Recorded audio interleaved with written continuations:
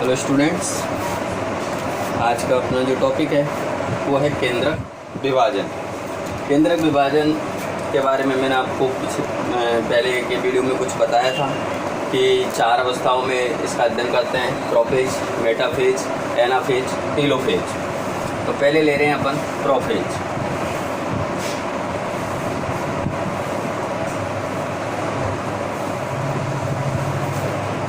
Prophase को जो है हिंदी में बोलते हैं पूर्वावस्था।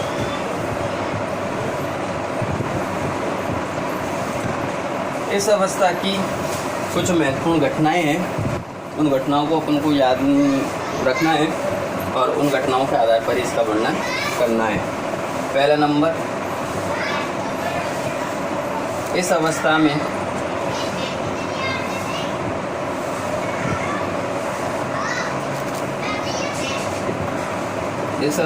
में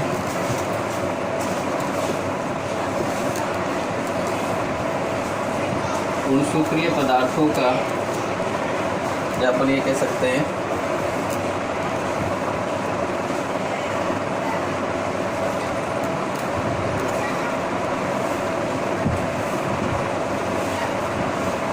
इस अवस्था में गुणसूत्रीय पदार्थों का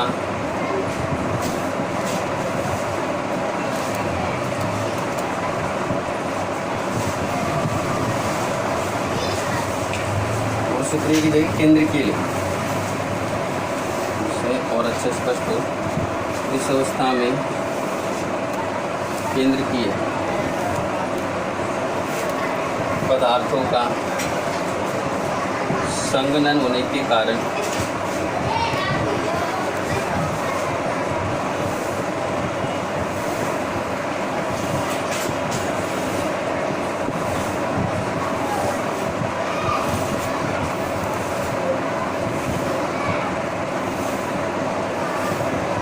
पतली धागे नुमा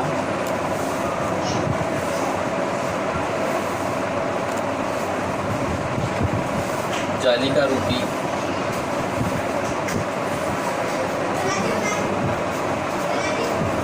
संरचना का निर्माण होता है।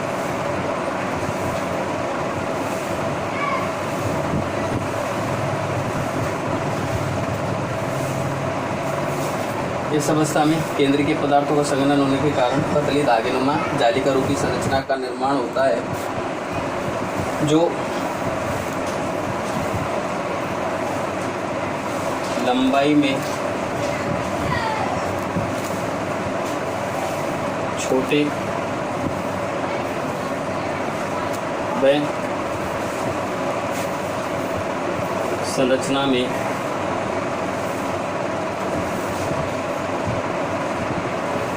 मोटे दिखाई देते हैं। मोटे दिखाई देते हैं। यह संरचना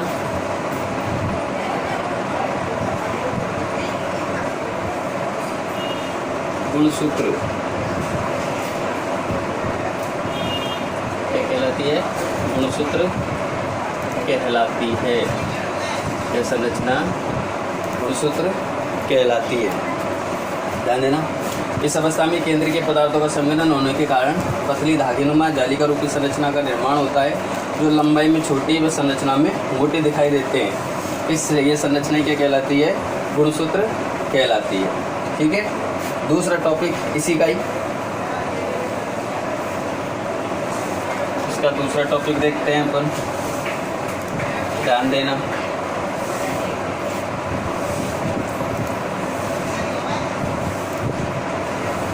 प्रत्येक गुणसूत्र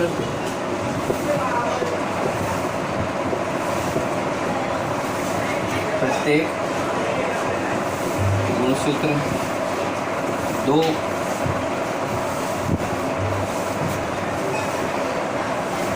प्रत्येक गुणसूत्र दो अर्ध गुणसूत्रों में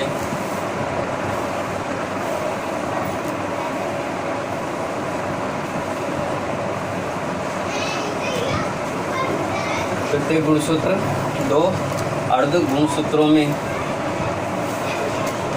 विभाजित होता है।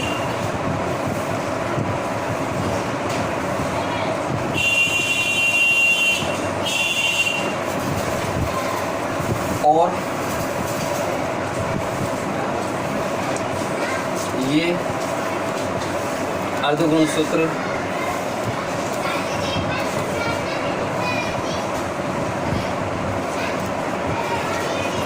एक बिंदु पर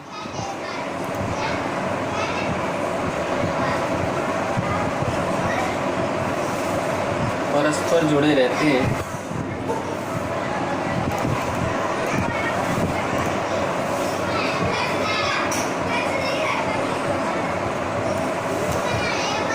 जिसे गुणसूत्र बिंदु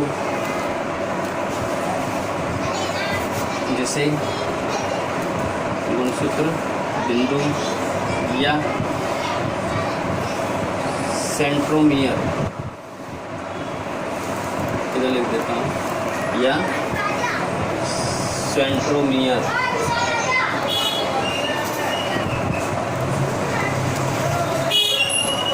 कहा जाता है, कहते हैं। ध्यान देना कि प्रत्येक गुणसूत्र होता है 2 अर्ध गुणसूत्रों में विभाजित होता है। और ये जो अर्ध गुणसूत्र होते हैं एक बिंदु पर परस्पर जुड़े रहते हैं, जिन्हें जैसे क्या कहते हैं, गुणसूत्र बिंदु या सेंट्रोमियर कहा जाता है। अब थोड़ा ध्यान देना यहाँ पर कैसे जुड़े रहते हैं, चित्र के माध्यम से आपको बता देता हूँ।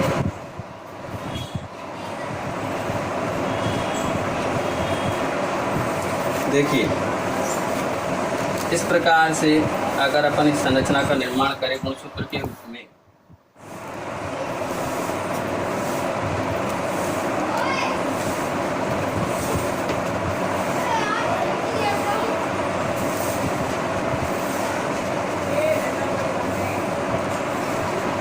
तो गुणसूत्र के रूप में एक संरचना का निर्माण किया है, तो ये तो 2 भाग जो हो गए, 2 अर्ध गुणसूत्र हो गए, और जिस बिंदु पर ये जुड़े हुए हैं यही क्या कहलाता है, गुणसूत्र बिंदु कहलाता है। ठीक है, अगला ध्यान देना, तीसरा टॉपिक इसका, तीसरी विशेषता जो इस भाग में पाई जाती है,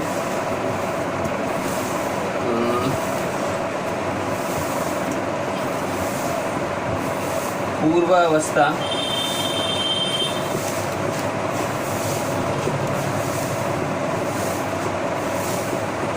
के अंतिम चरण में, पूर्वावस्था के अंतिम चरण में केंद्रक व केंद्रकीय झिल्ली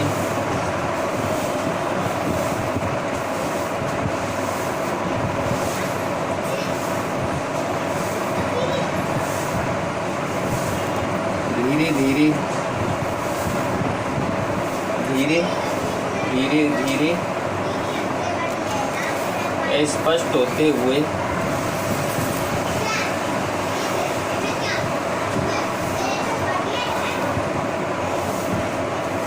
विलुप्त हो जाती है, विलुप्त हो जाती है। ये इसकी तीसरी बात है। पूर्वावस्था के अंतिम चरण में केंद्रक व केंद्र की झिल्ली धीरे धीरे स्पष्ट होते हुए विलुप्त हो जाती है। चौथा चरण तारक का है, विभाजित होकर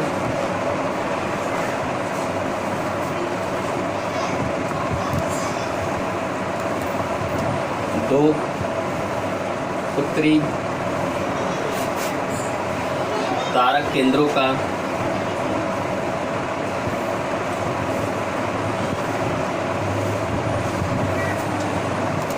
निर्माण करता है, 2 उत्तरी तारक केंद्रों का निर्माण करता है।